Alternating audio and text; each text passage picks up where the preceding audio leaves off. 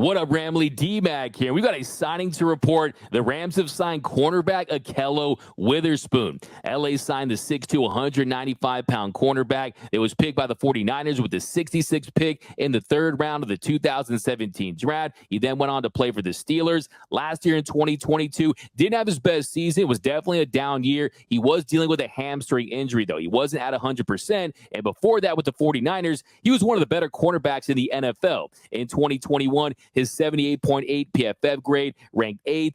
He was ranked 2nd in man coverage. He also allowed a reception on just 48.5 of his targets and allowed a 48 quarterback rating. Both were ranked 3rd highest in the NFL. So this is a guy that has a track record. This is a guy that has experience, and he has had success in this league. And I think this was a fantastic signing by the Rams. They needed experience. They needed to fill that void at the cornerback spot. They need a guy that can go in there and start day one, and I think he does that. I think he's automatically going to be one of the starters. I also think, too, if you're Robert Rochelle, a guy that has similar measurables as far as his height, as far as his speed, I think he could be the odd man out. I think this could be the beginning of the end for Robert Rochelle. And I think another thing that this indicates is that you're not going to be moving Jacoby Durant to the outside spot. Last year, we saw Jacoby Durant play 70% of his snaps at the nickel spot. You heard Raheem Morris recently talk about him possibly taking over for Jalen Ramsey in that star role. So I think he remains there as a playmaker, and you don't see THT, Travius Hodges-Tomlinson there as soon as we expected. But I think he immediately is your day one starter. I think that